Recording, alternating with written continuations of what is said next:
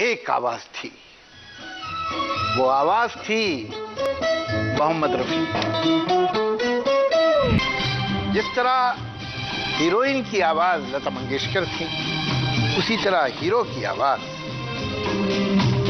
मोहम्मद रफी थी। और हीरो ही क्या, अगर कैरेक्टर एक्टर भी गाना गाने पे आ जाए तो उसकी आवाज भी मोहम्मद रफी की आवाज होती थी। रफी साहब 1924 में 24 दिसंबर को ही पंजाब के एक छोटे से गांव कोटला सुल्तान सिंह में पैदा हुए थे। इस गांव में रोज एक अजीब फकीर गुजरता था, कहीं से गाता हुआ आता था और कहीं चला जाता था, लेकिन रोज एक नया पंजाबी गीत गाता हुआ गुजरता था और लोगों से बाजार में पैसा लेके आगे निकल जाता।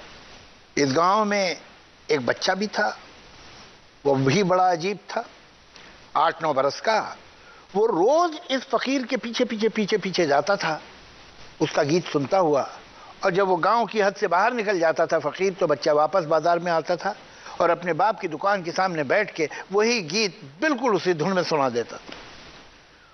और अब ये एक तरीका हो गया था, इसलिए बाजार के लोग भी जमा हो जाते थे, देखो वापस आ रहा है, अब सुनाएगा। कहते हैं कि पूत के पांव पालने ही में दिखाई देते हैं, यानी बच्चे का टैलेंट अगर है एक्सेप्शनल तो बहुत बचपन में ही दिखाई दे जाता है। रफ़ी साहब का टैलेंट सिंगिंग का सबसे पहले कोटला सुल्तान सिंह के लोगों को पता चल गया। जब ये 11 बरस के थे तो इनके फादर और फैमिली उस छोटे से गांव से शिफ्ट होके एक बहुत बड़े शहर लाहौर में चले गए। लाहौर भी तब हिंदुस्तान ही था। वहाँ पर एक इनके बड़े भाई थे दीन मोहम्मद साहब, उनके एक दोस्त थे जिनका नाम था हमीद। उन्होंने इस लड़के को सुना और ये रियलाइज किया कि ये तो मेजर टैलेंट है। उन्होंने बहुत इनकरेज किया और ले गए कुछ उस्तादों के पास, जैसे कि उस्ताद बड़े गुलाम अली खां, जैसे उस्ताद वहीद खान, जैसे पंडित जीवनलाल मट्टू, फिरोज निज़ामी। और उन लोगों ने भी जब देखा और सुना तो उन्होंने अपनी शागिर्दी में लिया और उन लोगों से, कभी इनसे, कभी कुछ अरसे बाद किसी और से, उसके बाद उनसे। ये हैं वो लोग जिन्होंने इनिशियली मोहम्मद रफ़ी के फ़न को निखारा, इस हीरे को तराशा। 13 बरस की उम्र होगी, एक बड़ा अजीब वाक़या हुआ। ये वही अपने बड़े भाई के दोस्त हमीद साहब के साथ, जो कि अब उनके बड़े भाई की तरह हो गए थे, एक वहाँ जलसा हुआ था जिसमें अपने ज़माने के मशहूर अदाकार, बहुत बड़े सिंगर के.एल. सहगल साहब आ रहे, और वहाँ के.एल. सहगल साहब गाना सुनाने वाले थे। बड़ी भीड़ जमा थी। ये भी हमीद साहब के साथ वहाँ पहुँचे, 13 बरस की उम्र के। अब किस्मत का करना देखिए क्या हुआ कि वहाँ बिजली चली गई।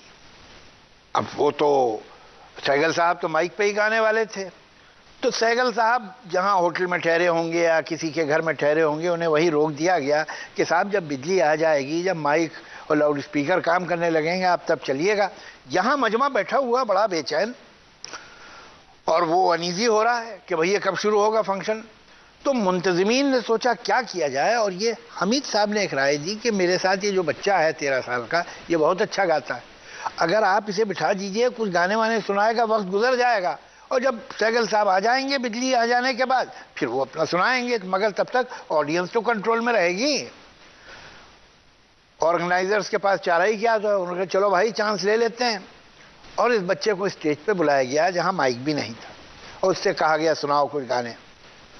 और ये बच्चा गाने लगा और लोग सुनते रहे ता वक्त के बिजली आ गई। जब बिजली आ गई तो सहगल साहब भी आ गए, उन्हें वापस मजमे में बिठा दिया गया। सहगल साहब को जो लोग सुनने आए थे, उस ऑडियंस में एक श्याम सुंदर साहब भी थे, जो अपने वक्त के बहुत बड़े म्यूजिक डायरेक्टर थे। उन्होंने भी इस लड़के की आवाज़ सुनी और फंक्शन के बाद इसको अपने पास बुलाया और पूछा कि तुम्हारा नाम क्या है, क्या करते हो। उसके बाद रफ़ी साहब श्याम सुंदर साहब के टच में रहे, म्यूज़िक तो सीख ही रहे थे, ऑल इंडिया रेडियो पे गाने भी लगे। और फिर जब वो तकरीबन 20 बरस के थे तो उन्हें इसी श्याम सुंदर साहब ने ही पहला ब्रेक दिया। गुल बिलोच नाम की एक पिक्चर थी पंजाबी की, सोनिए हीरिए कुछ ऐसा गाना था, जो पहली बार 20 बरस की उम्र में मोहम्मद रफ़ी ने श्याम सुंदर की म्यूज़िक में गाया। उसके बाद उन्हें कुछ फिल्मों में काम वाम मिलना शुरू हो गया, मतलब कभी यहाँ गा दिया कभी वहाँ गा दिया, लेकिन चल रही थी गाड़ी। 1944 में हमीद साहब, जो उनके बड़े भाई की तरह थे, उनके मेंटोर भी थे, उनके सरपरस्त भी हो गए थे, गाइड भी हो गए थे, उन्होंने कहा कि देखो ज़रूरी यह है कि अब तुम बम्बई फिल्म इंडस्ट्री में अपनी किस्मत आजमाओ। और 1944 में ये यंग लड़का अपने टैलेंट और बड़े भाई की तरह अपने बड़े भाई के दोस्त हमीद साहब के साथ बम्बई आया। यहाँ बम्बई में एक बड़ी गुंजान आबादी है और वहाँ एक मोहल्ला है जिसका नाम है भिंडी बाजार। वहाँ एक 10 बाई 10 की छोटी सी खोली मिल गई, उसमें ये रहने लगे और जाके लोगों से मिलना शुरू किया। उस ज़माने के मशहूर प्रोड्यूसर महबूब खान से भी मिले, कारदार बहुत बड़े प्रोड्यूसर थे, उनसे मिले। लेकिन यहाँ भी पहली बार उनके काम श्याम सुंदर साहब ही आए, इसलिए कि श्याम सुंदर साहब भी लाहौर से बॉम्बे आ चुके थे और एक फिल्म गांव की गोरी में उन्होंने रफ़ी साहब से बम्बई का पहला गाना गवाया। उसी साल वैसे उन्हें नौशाद साहब के साथ एक पिक्चर थी पहले आप, जो AR कारदार प्रोड्यूस कर रहे थे, उसमें भी गाना गाने को मिल गया। हम हिंदुस्तान के हैं, कुछ इस तरह का गाना था। GM दुर्रानी जो अपने ज़माने के मशहूर सिंगर थे और रफ़ी साहब से पहले बड़े लीडिंग मेल सिंगर थे, वो उनके साथ डुएट। हिंदुस्तान के हम हैं, हिंदुस्तान हमारा, हिंदू मुस्लिम दोनों की आंखों का तारा। यहाँ रफ़ी साहब को फिर फिल्मों में गाने मिलना शुरू हो गए, लेकिन जिस गाने ने उन्हें स्टार सिंगर बनाया वो थी 1947 की। वो फिल्म थी जुगनू, जिसमें दिलीप कुमार साहब हीरो थे और फिल्म की हीरोइन थी नूरजहां, जो कि सिंगिंग स्टार थी। और इनका एक डुएट था जो सुपर हिट हुआ, यहाँ बदला वफा का बेवफाई के सिवा क्या है। यहाँ बदला वफा का बेवफाई के सिवा क्या है। 47 के बाद पार्टीशन हुआ और नूरजहां पाकिस्तान चली गई, लेकिन रफ़ी साहब, जिनकी बाकी फैमिली अनडिवाइडेड इंडिया में उस जगह थी जहां बाद में पाकिस्तान बना, रफ़ी साहब ने डिसाइड किया कि वो हिंदुस्तान में ही रहेंगे। और उस वक्त जब आबादियां इधर से उधर जा रही थी, उस वक्त अपनी फैमिली को उन्होंने उस इलाके से जो अब पाकिस्तान हो गया था बुला के हिंदुस्तान बुलाया और बॉम्बे बुला लिया और वो यहीं सेटल हो गए। 48 में जैसा कि आप जानते हैं महात्मा गांधी का असैसिनेशन हुआ, नाथूराम गोडसे नाम के एक आदमी ने उनका कत्ल कर दिया। और उसके चंद ही रोज में राजेंद्र कृष्ण ने एक गीत लिखा और उसको गाया मोहम्मद रफ़ी ने। सुनो सुनो ए दुनिया वालों, बापू की ये अमर कहानी। ये गीत दिल्ली में जो जलसा हुआ उसमें भी नेहरू जी ने सुना। फिर नेहरू जी ने एक फंक्शन अपने घर पे किया और रफ़ी साहब को बुलाया और वहाँ उन्होंने ये गाना दोबारा लोगों को सुनाया। सुनो सुनो ऐ दुनिया वालों, बापू की ये अमर कहानी। वो बापू जो पूज है इतना जितना गंगा माँ का पानी। पहली जो एनिवर्सरी हुई आज़ादी के जश्न की 48 में, वहाँ एक फंक्शन हुआ और जवाहरलाल नेहरू के हाथ से इस गीत के लिए मोहम्मद रफ़ी को एक मेडल दिया गया, जिसे उन्होंने ज़िंदगी भर बहुत संभाल के रखा। 48 के बाद हिंदुस्तान की लाइट म्यूज़िक, फिल्म म्यूज़िक की आवाज़ मोहम्मद रफ़ी हो चुके थे और हज़ारों गीत उन्होंने अपने करियर में गाए। मुझे हैरत होती है रफ़ी साहब पर, वो कोई भी गीत गाएं, भजन गाएं, कव्वाली गाएं, रोमांटिक गाना गाएं, इमोशनल गाना गाएं, इनकलाबी गाना गाएं, गांव का गीत हो, क्लब का सॉन्ग हो, मंचला गीत हो, उदास गज़ल हो, ऐसा लगता है कि रफ़ी साहब की आवाज़ इसी गीत के लिए बनी। हर गीत, हर रंग में, हर रूप में रफ़ी साहब ने ऐसे गाया है। वो किस तरह से म्यूज़िक डायरेक्टर के रंग में ढल जाते थे, किस तरह से एक्टर के रंग में ढल जाते थे। अगर मैं कहूं कि रफ़ी साहब ने प्लेबैक सिंगिंग को प्लेबैक सिंगिंग बनाया तो गलत नहीं होगा। अगर मैं कहूं कि रफ़ी साहब ने सिंगिंग और एक्टिंग का डिस्टेंस ख़त्म कर दिया तो गलत नहीं होगा। क्यों मैं ऐसा कह रहा हूं, हम इस बारे में बात करेंगे और मिसालें देंगे और उनके गीत सुनाएंगे आपको इस ब्रेक के बाद। ये वो लोग थे और हैं कि जिन्होंने म्यूजिक को पी लिया था और फिर जब उन्हें राग रागनियों पे कंट्रोल आया उसके बाद खड़े होकर फिल्मी गीत गा रहे, तो वो तो उनके बाएं हाथ का खेल हो गया।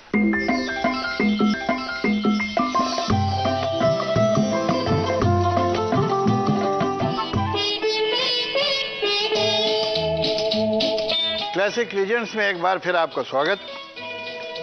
अगर मैं ये कहूं तो गलत नहीं होगा कि रफ़ी साहब अपनी तरह के पहले सिंगर थे सारी दुनिया में। आप कहेंगे मैं ऐसा क्यों कह रहा हूं, सुनिए। बात क्या है कि जब फिल्में बनना शुरू हुई और उनमें पहले तो साइलेंट होती थी और फिर आवाज़ आई। जब आवाज़ आई तो ऐसे लोग हीरो हीरोइन लिए जाते थे कि जिन्हें थोड़ा बहुत गाना भी आता हो। उस वक्त बड़े बड़े अदाकार भी वही थे जो खुद गा लेते थे, जैसे सहगल साहब, जैसे सुरैया जी, नूरजहां वगैरह वगैरह। फिर प्लेबैक सिंगिंग की ट्रेडिशन आई। रफ़ी साहब पहले इंसान थे जिन्होंने इस बात को समझा कि महफिल में गाना या सिर्फ रिकॉर्ड के लिए गाना या स्टेज पे गाना एक दूसरा काम है, इसलिए कि वहाँ सिंगर और सुनने वाले का बराह रास्त रिश्ता है, डायरेक्ट रिलेशन है कि भाई ये फला सिंगर गा रहा है। लेकिन प्लेबैक सिंगिंग का खेल अलग है। यहां तो आपको ये दिखाना है कि ये एक्टर गा रहा है और आदमी को लगे कि ये एक्टर गा रहा है। प्रॉब्लम ये है कि हर एक्टर की आवाज़ की क्वालिटी अलग होती है, हर एक्टर का अंदाज अलग होता है, हर एक्टर की पर्सनैलिटी ही डिफरेंट होती है, तो वो आवाज़ हर आदमी पे कैसे मैच करे। ये काम मैं समझता हूं दुनिया में सबसे पहले रफ़ी साहब ने करके दिखाया और बताया कि ये मुमकिन। आप माने या ना माने, इसलिए कि मैं जो कहने वाला हूं वो बहुत ही हैरतनाक बात है, लेकिन ये हकीकत, ये सच। मैं कॉलेज में पढ़ता था, हम कुछ दोस्त एक कैंटीन में बैठे हुए थे, रेडियो पे गाना आया और हम सब ने रिएक्ट किया। गाना रफ़ी का था और हमने एक दूसरे से पूछा दिलीप कुमार की कोई फिल्म आ रही है क्या। गाना सुन के ये हमारी समझ में आ गया था कि ये गाना स्क्रीन पे दिलीप कुमार ने ही गाया। एक गाना हम बोले जो रफ़ी साहब ने दिलीप कुमार के लिए गाया, और उसके बाद एक गाना देखिए जो प्लेबैक है रफ़ी का देवानंद के ऊपर। स्टाइल हो, वॉइस क्वालिटी हो, वो चेंज होती है एक्टर्स के साथ। क्या आप ये देखेंगे कि ऐसा लगेगा कि ये गाना मेरे महबूब तुझे मेरी मोहब्बत की कसम, ये भी ठहराव का गाना है। अब इतने ही ठहराव में अगर आप देखेंगे कि अभी ना जाओ छोड़ के अभी तो दिल भरा नहीं, ये वॉइस क्वालिटी क्या है जो देवानंद पे पिक्चराइज हुई वो अलग है। ये मेरे महबूब तुझे मेरी मोहब्बत की कसम, ये वॉइस क्वालिटी ही अलग है, इसमें ग्रेन ही दूसरी तरह के। तेरे हुस्न की क्या तारीफ करूं, कुछ कहते हुए भी डरता हूँ। भी ना जाओ छोड़ कर के दिल अभी भरा नहीं, मेरे महबूब तुझे मेरी मोहब्बत की कसम। ये बारीकी मोहम्मद रफ़ी। न सिर्फ ये बल्कि जैसे कि एक अच्छा एक्टर डिफरेंट फिल्मों में अपने कैरेक्टर्स बदलता है। दिलीप साहब अगर एक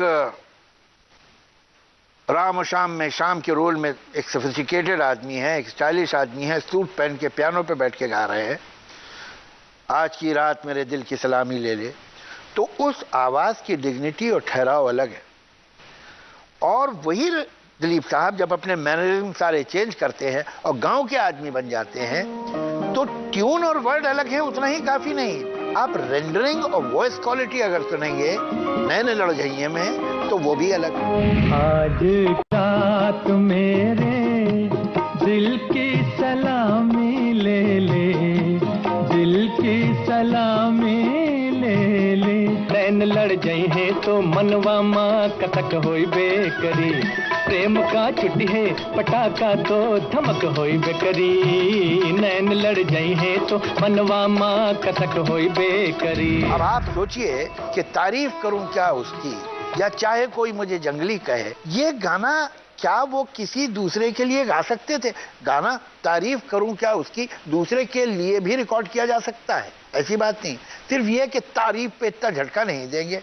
या दीवाना हुआ बादल, आपको लगता है कि ये शम्मी कपूर की आवाज, यही गाना अगर किसी और एक्टर के लिए होगा तो वॉइस क्वालिटी बदल जाए। ये चांद सा रोशन चेहरा, जुल्फों का रंग सुनहरा, ये झील से नीली आंखें, कोई राज है इनमें गहरा, तारीफ करूं क्या उसकी जिसने तुम्हें बनाया। चाहे कोई मुझे जंगली कहे, कहने दो जी कहता रहे, हम प्यार के तूफानों में घिरे हैं, हम क्या करें। ये देख के दिल झूमा, ले प्यार ने अंगड़ाई, दीवाना हुआ बादल।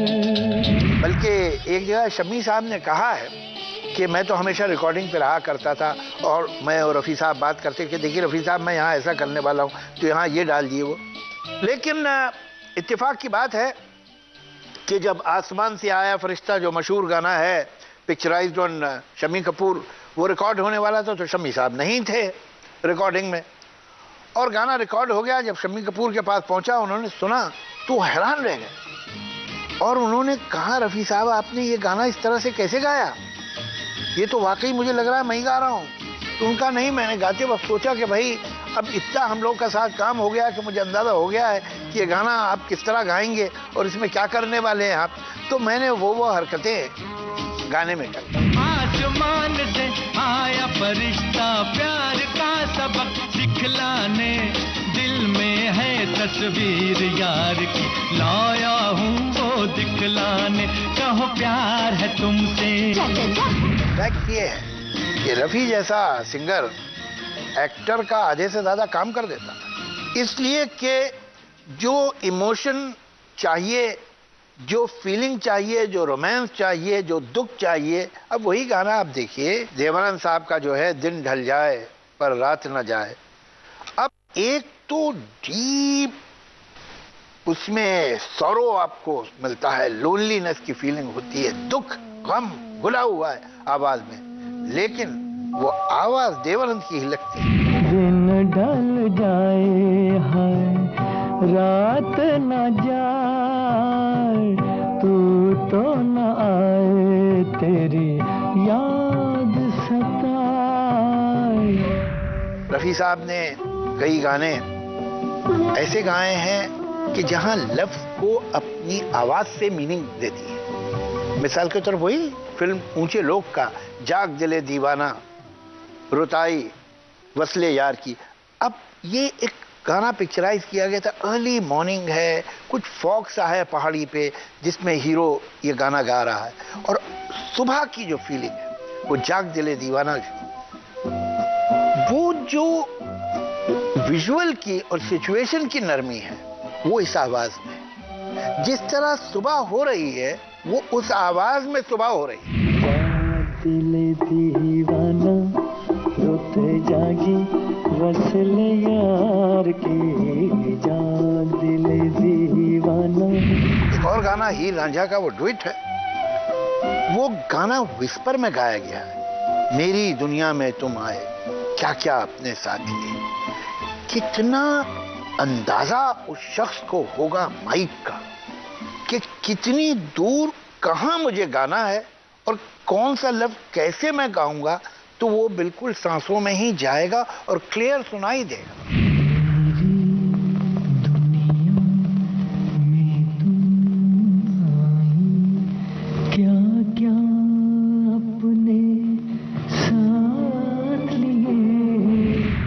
एक किस्सा मैं आपको जरूर सुनाना चाहूंगा कि जो मेरा पर्सनल एक्सपीरियंस है। मैं असिस्टेंट डायरेक्टर हुआ करता था और फेमस तारदेव एक रिकॉर्डिंग थिएटर था जहां मैं गया। वहां गुमनाम नाम की एक फिल्म, जो बड़ी मशहूर फिल्म है, उसकी रिकॉर्डिंग हो रही थी। गाना गा रहे थे रफ़ी साहब और शारदा जी। शंकर जयकिशन का म्यूजिक था। मैंने सोचा चलो सुनते चलते हैं गाना। तो मैं एंटर हो गया वहाँ रिकॉर्डिंग थिएटर में। और होता उस ज़माने में ये था कि एक छोटा सा कमरा होता था जिसमें रिकॉर्डिंग होती थी। उसके बाद वहाँ पर एक कैबिन होता था, इसमें सिंगर्स गाते थे। वो बहुत बड़ी सी शीशे की विंडो होती थी, तो आप सिंगर को देख सकते थे कि वो माइक पे खड़ा हुआ गा रहा है। और उसके बाद एक बहुत बड़ा सा हॉल जिसमें पूरा ऑर्केस्ट्रा होता था।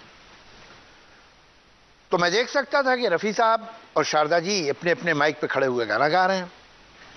रफ़ी साहब ने अपनी लाइन ख़त्म की, शारदा जी ने शुरू की।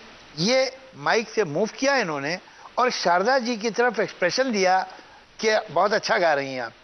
कोने में आए, वहाँ एक टेबल पे एक पानी का ग्लास रखा था, थोड़ा सा पानी पिया, होंठ बड़े एहतियात से साफ किए।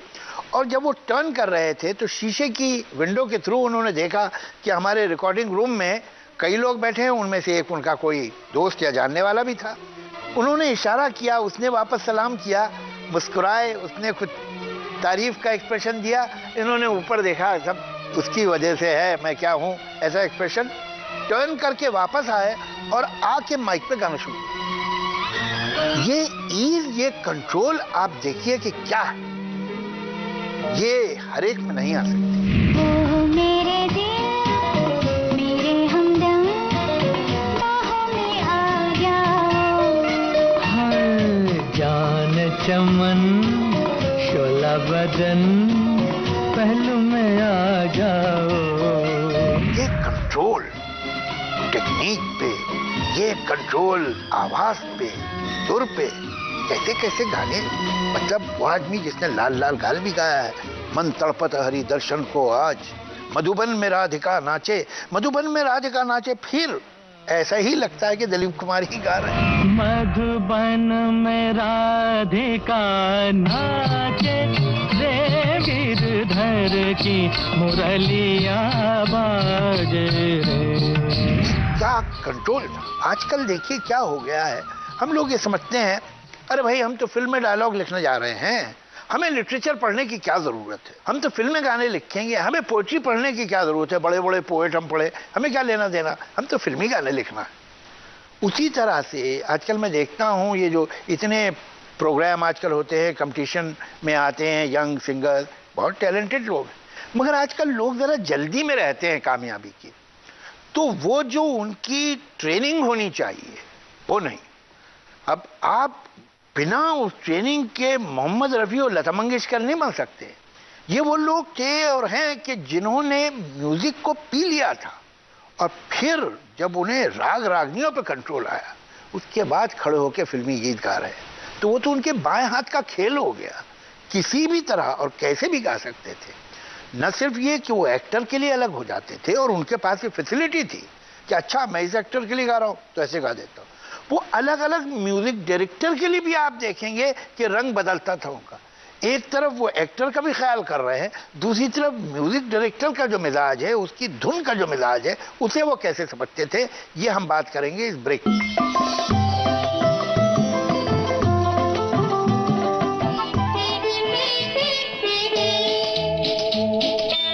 क्लासिक लेजेंड्स में एक बार फिर आपका स्वागत। रफ़ी साहब ने अपने लंबे तवील फिल्म करियर में हजारों गाने गाए और बहुत से गाने उन्होंने शुरू में नौशाद साहब के साथ गाए। दुलारी एक फिल्म बनी थी 1959 में, जिसका एक गाना वाकई अमर गीत है, सुहानी रात ढल चुकी ना जाने तुम कब आओगे। बहुत कमाल का। सुहानी रात ढल चुकी ना जाने तुम कब आओगे। नौशाद साहब की म्यूजिक अपनी हिंदुस्तानियत के लिए पहचानी जाती है। वो गजल हो, वो कोई गीत हो, वो कोई भजन हो या कोई फोक सॉन्ग हो, उसमें माहौल जो है वो बड़ा हिंदुस्तानी और प्योर हिंदुस्तानी हुआ करता था। इसकी एक हाईलाइट जो इनके कोलैबोरेशन की है वो है बैजू बावरा। 1952 में गालबन ये फिल्म आई थी। वो आज तक आपको याद होगा। ऐसे भजन तो बहुत बने हैं लेकिन ये भजन आज तक कोई भूल नहीं सका है, मन तड़पत हरि दर्शन को आज। शकील साहब ने लिखा था, नौशाद साहब की म्यूजिक और रफ़ी साहब की रेंडरिंग, क्या खूबसूरत गाया था। मन तड़पत हरि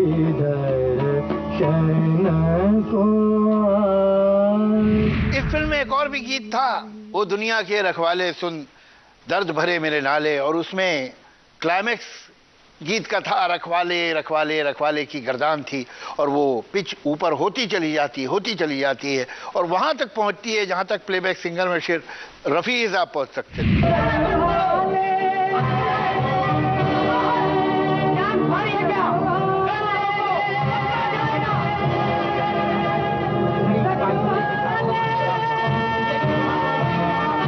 नौशाद साहब के साथ ज्यादातर काम तो रफी साहब का गजल के या सेमी क्लासिकल या फोक के ही रंग में है, लेकिन ऐसा नहीं है कि सिर्फ यही रंग है, कुछ मॉडर्न गाने भी हैं। जैसे लीडर के जो गाने थे वो बड़े मॉडर्न गाने थे, लेकिन मजमूई तौर पे मैं कहूँगा कि उसको जो मॉडर्निटी इनकी गायकी में और इनके गानों में आई, वो 2 म्यूजिक डायरेक्टर या 3 म्यूजिक डायरेक्टर आप कहें उनमें ज़्यादा थी।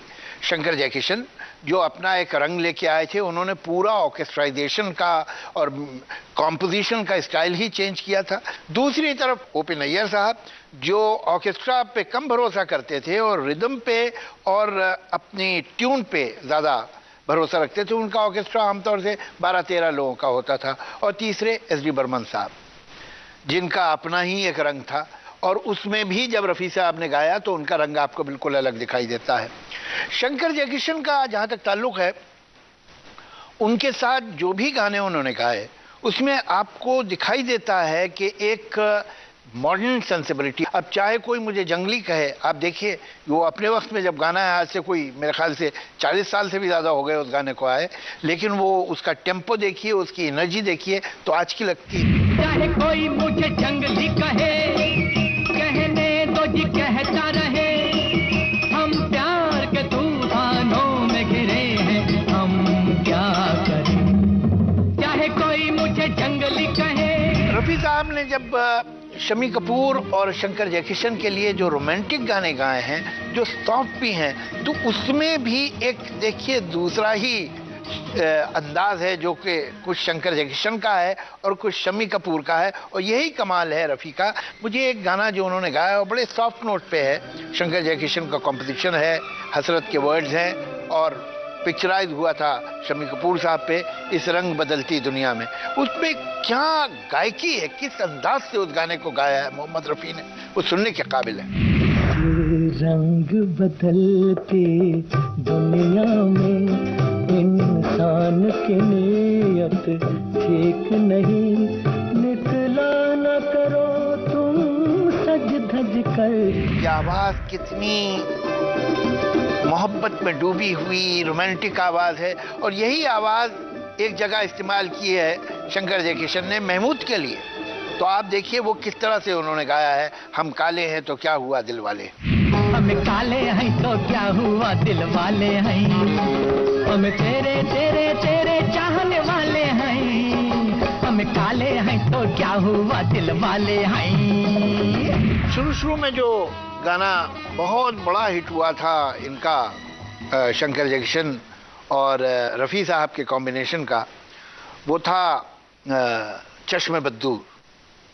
चश्मे बद्दूर राजेंद्र कुमार साहब पे पिक्चराइज हुआ था, और उसमें फिर वही जो मैंने आपसे पहले कहा कि जो आवाज़ है आप देखिए उन्होंने किस तरह से मैच कर दी है चश्मे बद्दूर में। हालांकि चश्मे बद्दूर एक शौक गाना है। तेरी प्यारी प्यारी सूरत को किसी की नजर ना लगे, चश्मे बद्दूर। जिसके मुकाबले में दूसरा गाना जो बहुत उदास था, वहां भी आप वॉइस क्वालिटी आप देखेंगे चेंज की हुई है। बहुत अच्छी कॉम्पोजिशन है शंकर जयकिशन की, दिल एक मंदिर में, याद न जाए बीते दिनों, याद न जाए बीते दिनों की, जाके न आए जो दिन, दिल क्यों बुलाए उन्हें। ऐसे न जाने कितने गाने शंकर जयकिशन के साथ उनके हैं, अगर मैं बात करता रहूं तो खत्म ही नहीं होगी। लेकिन मैं चाहूंगा कि थोड़ा सा जिक्र ओपी नैयर साहब का भी हो। ओपी नैयर साहब एक बड़े अलग तरह के आदमी थे। नैयर साहब बहुत कामयाब म्यूजिक डायरेक्टर थे, अपने वक्तों में सुर के जादूगर ओपी नैयर कहलाते थे। एक जमाना था कि फिल्म के पोस्टर पे हीरो हीरोइन की तस्वीर होती थी, वो ओपी नैयर। और उस ओपी नैयर ने कहा है कि मैं यकीन से कह सकता हूं कि अगर मोहम्मद रफ़ी ना होता तो ओपी नैयर भी ना होता। यानी वो अपनी म्यूज़िक की कामयाबी और अपनी धुनों की कामयाबी का इतना ज़्यादा सेहरा बांधते थे मोहम्मद रफ़ी के सर, और ये बहुत बड़ी बात है, इसलिए कि नैयर जैसे आदमी किसी की झूठी तारीफ कर ही नहीं सकते। नैयर साहब की और इनकी रिलेशनशिप बहुत दिनों तक चली, और जैसे फिर वही दिल लाया हूँ में जो गाने थे, ये नैयर साहब का बड़ा फेवरेट बीट था, ये घोड़े की टाप जो होती है बीट, इस पे उन्होंने बहुत गाने बनाए हैं और बहुत से गाने रफ़ी साहब ने गाए हैं और हर बार वो गाने कामयाबी हुए हैं। अब खैर वैसे घोड़े की टाप ये तो सच बात है कि कोई ईजाद नहीं की थी नैयर साहब ने, इसलिए कि मुझे याद है रफ़ी साहब का वो गाना जो उन्होंने बरसों पहले, मेरे ख्याल से 52 में या 53 में जब आन आई थी, तो उसमें गाया था दिल में छुपा के प्यार का तूफान ले चले। लेकिन आप देखिए कि जब उन्होंने ये गाना गाया और वो गाना गाया, दोनों बीट बेसिकली एक है लेकिन उनके अंदाज में बड़ा फर्क है। दिल में छुपा के प्यार का तूफान ले चले, हम आज अपनी मौत का सामान ले चले। बंदा परवर थाम लो जिगर, बन के प्यार फिर आया हूँ खिदमत में आपकी हुजूर, फिर वही दिल लाया हूँ। एक जो म्यूजिक डायरेक्टर जहां मैं रफ़ी साहब को बिल्कुल ही अलग रंग में देखता हूं, उस म्यूजिक डायरेक्टर का नाम है S D. Burman. S D. Burman by temperament जो थे वो बिल्कुल ऑपोजिट पोल पे थे। एक तरफ शंकर जयकिशन, फिर उनके बाद उसी स्टाइल में आए लक्ष्मीकांत प्यारेलाल, लेकिन दूसरी तरफ एस.डी. बर्मन थे।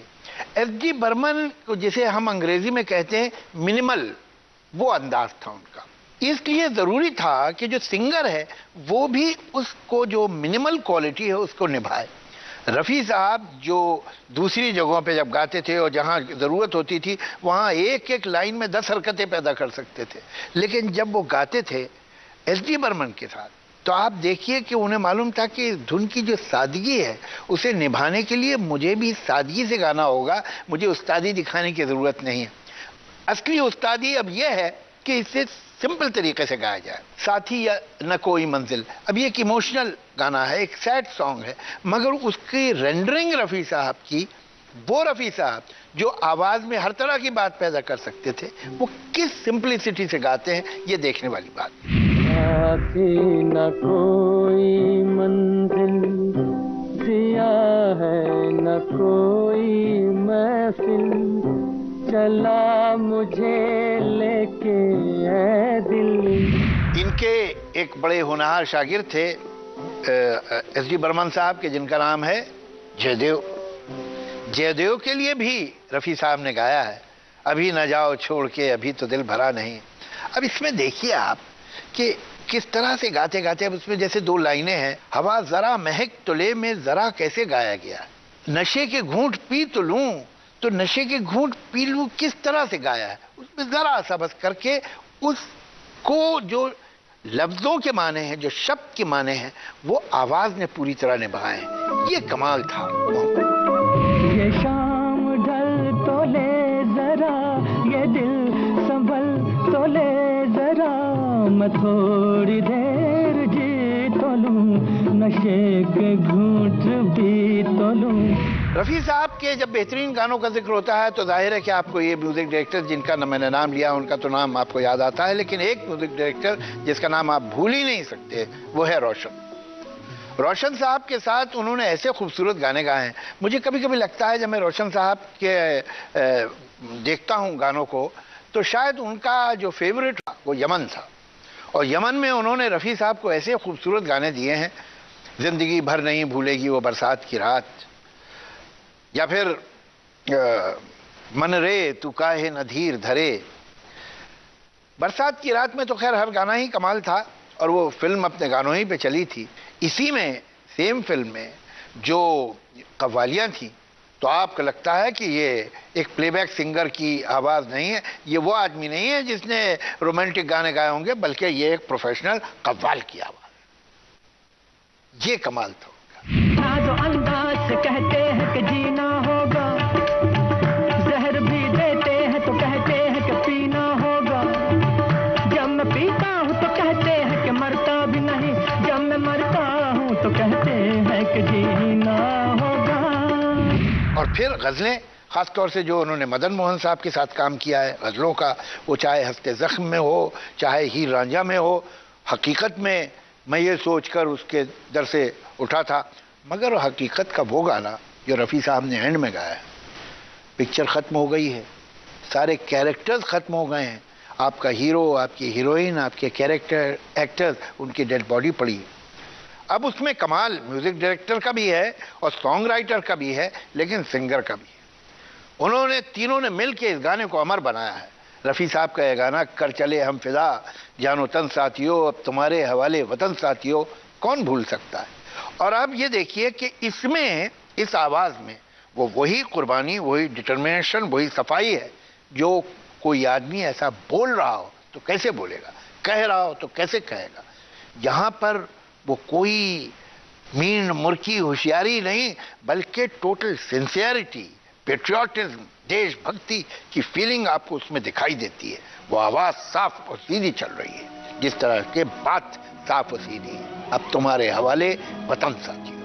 कर चले हम फिदा जानो तन साथियों, अब तुम्हारे हवाले वतन साथियों। मैं अब म्यूजिक डायरेक्टर्स का जिक्र करना चाहूँगा जिनके साथ रफ़ी साहब ने मैक्सिमम गाने गाए।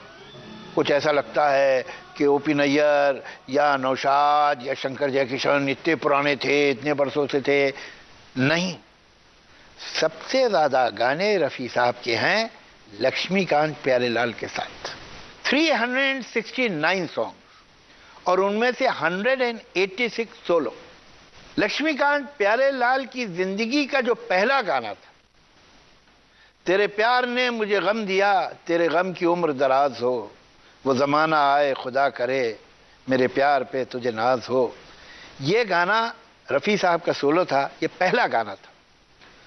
और रफ़ी साहब जानते थे इन दोनों को, बहुत ही यंग थे जब ये लोगों को ब्रेक मिला और म्यूज़िक डायरेक्टर बने, इसलिए कि दोनों म्यूजिशियन थे, तो जाहिर है रफ़ी साहब की कितनी रिकॉर्डिंग्स में ये लोग मौजूद रहे होंगे तो पहचानते थे रफ़ी साहब। तो जब ये म्यूज़िक डायरेक्टर बने एक टीम बना के और इन्होंने अपना पहला गाना रिकॉर्ड किया, तो रफ़ी साहब ने कहा कि ये तुम लोग की ज़िंदगी का पहला गाना है, इस गाने के मैं पैसे नहीं लूँ, और उन्होंने नहीं लिए। मुझे गम दिया, तेरे गम की उम्र दराज हो। अजीब इत्तेफाक है कि लक्ष्मीकांत प्यारेलाल का पहला गाना रफ़ी ने गाया था और रफ़ी की जिंदगी का आखिरी गाना। कौन रफ़ी जिसने 4,500 से भी ज़्यादा गाने गाए हैं, उस आखिरी गाना जो है वो कंपोज किया था लक्ष्मीकांत प्यारेलाल ने। ये रिश्ता था, ये दोस्ती थी। अब फिर दोस्ती ही की बात कर लीजिए, जिसने लक्ष्मीकांत प्यारेलाल का नाम संगीत के आसमान पे लिख दिया। एक एक गाना उसका कमाल था और सुपर डुपर हिट, और उसमें रफ़ी साहब। काहे मनवा दुख की चिंता क्यों सताती है, दुख तो अपना साथी है, कोई जब राह न पाए मेरे संग आए, के पग पग दीप जलाए, मेरी दोस्ती मेरा प्यार। एक एक गाना आप सुने तो आज भी आपको लगेगा कि क्या गाना है और क्या गाया गया है। वो सड़क का स्ट्रीट सिंगर था, एक कैरेक्टर था उस लड़के का जो अंधा है और गाता है अपने दोस्त के लिए, और जो जो गाना आप सुनेंगे वो आज भी आपके दिल को छू जाता है। जाऊंगा मैं तुझे सांझ सवेरे, फिर भी कभी अब नाम को तेरे आवाज मैं न दूंगा, आवाज मैं न दूंगा, चाहूंगा मैं तुझे सांझ सवेरे। एक तरफ ये स्ट्रीट सिंगर के गाने, दूसरी तरफ एक और पिक्चर थी मेरे हमदम मेरे दोस्त, जिसमें दूसरा कैरेक्टर था धर्म जी का, धर्मेंद्र कर रहे थे। और उसमें एक गज़ल है मजरू साहब की लिखी हुई और लक्ष्मीकांत प्यारेलाल की कंपोज की हुई। अब आप देखिए कि जहाँ सोफिस्टिकेटेड कैरेक्टर के लिए वो गा रहे हैं तो किस तरह से गा रहे हैं, जबकि स्ट्रीट सिंगर का भी जब गाया था तो इफेक्टिव था, लेकिन हुई शाम उनका ख्याल आ गया। अब देखिए ये क्या अंदाज है, और आपको लगेगा कि ये धर्म जी ही गा रहे हैं। ख्याल आ गया, वही जिंदगी का सवाल आ गया। रफी साहब ने अपने वक्तों में सभी म्यूजिक डायरेक्टर्स के लिए गाया, सारे लीडिंग मैन के लिए गाया, सारे हीरोज को इन्हीं की आवाज दी जाती थी। और वो लिस्ट जो हीरोज की है जिनके लिए रफी साहब ने गाया है, उनमें से एक नाम बड़ा दिलचस्प है और आप जब सुनेंगे तो आपको हैरत होगी। उसका नाम है किशोर कुमार। यानी किशोर कुमार के लिए भी रफी ने गाने गाए। ऐसी फिल्में हैं जहां किशोर कुमार एक्टिंग कर रहे हैं और आवाज किशोर कुमार की नहीं है, प्लेबैक रफी का है। शरारत में एक गाना है, शंकर जयकिशन की म्यूजिक थी, अजब है दास्तां तेरी ये जिंदगी। एक फिल्म थी रागनी, ओपी नैयर की म्यूजिक थी उसमें गाना पिक्चराइज हुआ है किशोर कुमार पे, लेकिन आवाज जो है वो मोहम्मद रफी की है। मन मोरा बावरा, मन मोरा बावरा, निस दिन गाए गीत मिलन के, मन मोरा बावरा। आज रफी साहब को गुजरे कोई 30 साल हो गए। 1980 में जुलाई में वो इस दुनिया से गए, लेकिन आज भी उनके बाद जो आते रहे हैं सिंगर, उनमें से ज़्यादातर ने इंस्पिरेशन लिया है रफ़ी साहब से, और उनके दिल में रफ़ी साहब की बहुत बड़ी इज्जत है। मैं समझता हूँ आज जो हमारे प्लेबैक सिंगर्स हैं उनमें सोनू निगम का जवाब नहीं, लेकिन सोनू निगम की मोहब्बत और ये श्रद्धा की बात है कि जब आप उनके घर में एंटर होते हैं तो जो पहला फॉयर है, जो पहला कमरा आता है, उसमें एक बड़ी सी तस्वीर उन्होंने रफ़ी साहब की लगाई हुई है। और ये मैं समझता हूँ कि एक बड़ी खूबसूरत बात है सोनू निगम की। रफ़ी साहब अपनी ज़ाती ज़िंदगी में एक इंतहाई शर्मीले और बहुत ही खामोश आदमी थे। बात भी करते थे तो इतने हल्के कि जैसे विस्पर कर रहे हैं, इतनी आहिस्ता बोलते थे, चुपचाप बैठे रहते थे।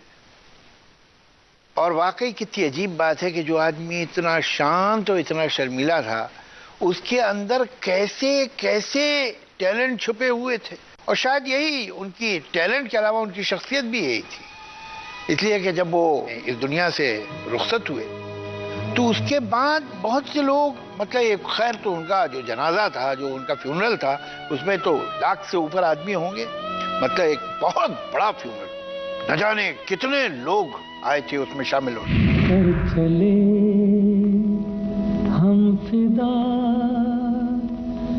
जानो तन साथियों, अब तुम्हारे हवाले वतन साथियों। लेकिन उसके बाद उनके घर पे कुछ ऐसे भी लोग आए जिनके बारे में उनके घर वाले कुछ नहीं जानते थे, कश्मीर से, अलग अलग जगहों से, कि जहां रफ़ी साहब का पैसा उन गरीब घरों में जाता था और पैसा नहीं आया।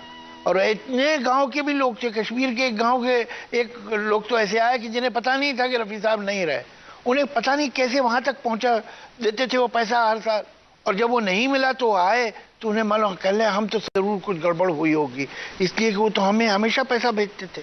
उनके घर वालों को ये बात मालूम तक नहीं थी। जब आदमी इतना टैलेंटेड हो और इतना अच्छा भी हो तो कोई हैरत नहीं कि उसके साथी उससे मोहब्बत करें।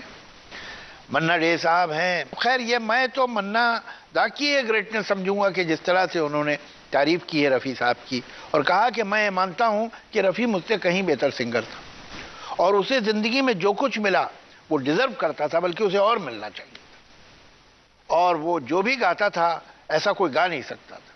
ये मन्ना डे ने कहा उनके बारे में, जो उनके कलीग थे। सारे लोगों ने उनकी तारीफ़ी की और अच्छा ही कहा।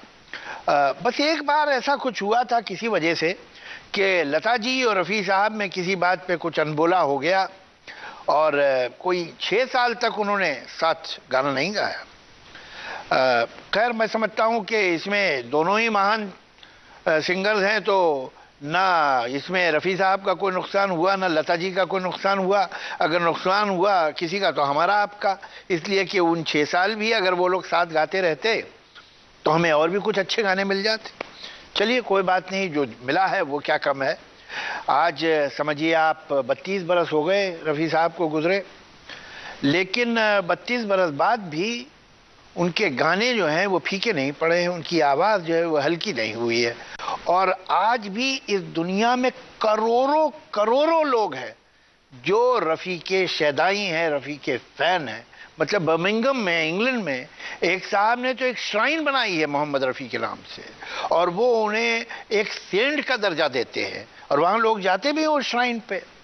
बहरहाल मैं समझता हूँ कि बर्मिंघम में तो एक श्राइन बाहर बनी हुई है, लेकिन हमारे जैसे करोड़ों लोगों के दिलों में मोहम्मद रफ़ी की एक श्राइन है, जिसमें हम आज भी उनके गीतों को बिल्कुल संभाल के रखते हैं और उनकी आवाज़ की, उनके टैलेंट की, उनकी शख्सियत की इज़्ज़त करते हैं, मोहब्बत करते हैं और हमेशा करते रहेंगे। रफ़ी साहब जैसे लोग जो होते हैं वक्त के साथ उनकी शोहरत, उनकी इज़्ज़त, उनकी पॉपुलैरिटी धुंधली नहीं होती, बढ़ती रहती है।